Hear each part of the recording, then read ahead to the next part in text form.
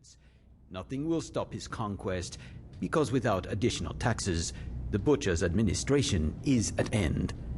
After all, I say, it has happened before. In a few years, the butcher will most likely die, or be killed. It is best to wait for that which is decreed by the gods. Eyes raked him scornfully. Western eyes, unhampered by fatalism. The man called Jim Dahlgren stood up and wiped blonde hair out of light gray eyes. His lips were tight in a sardonic smile. There is, as you say, a brand of diplomacy. He waited until all of them gave their attention. That brand is called eye for an eye. Force must be met with force. The commander-in-chief muttered, Men like you profit by that. Sit down, Dahlgren. You want to sell Shun Province a fleet of bombers. We will not have it. That is the only solution to you. The one which will put dollars in your pocket. Sit down. But Dahlgren remained on his feet, still smiling. No, I was not thinking of that.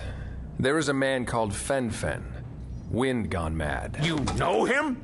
Bawled the commander-in-chief with unexpected heat. That pirate? If you do, tell us where we can find him.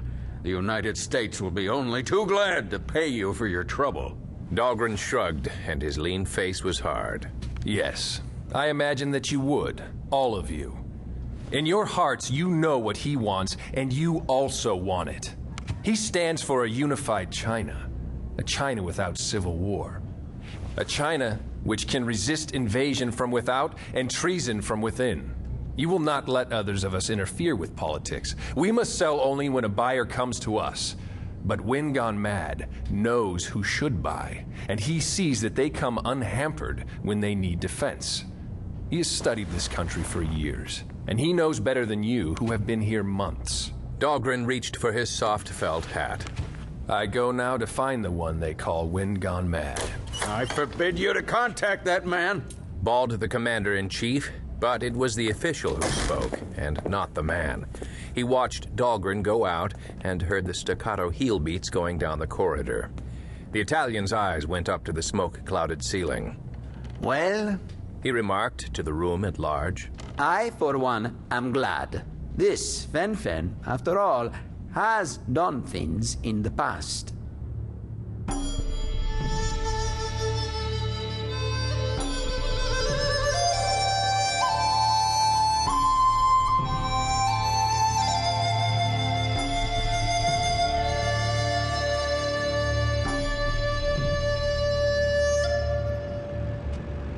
But that was yesterday.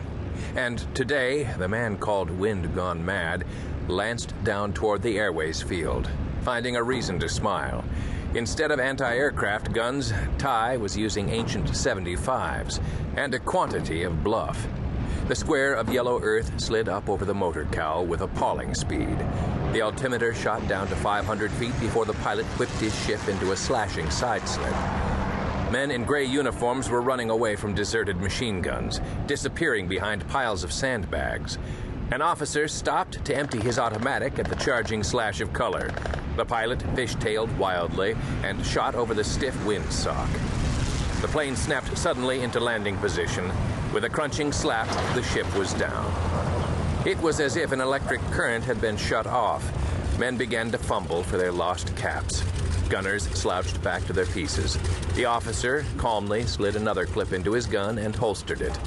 On the side of the red fuselage, they had all seen the dragon and the two mammoth characters which identified their visitor.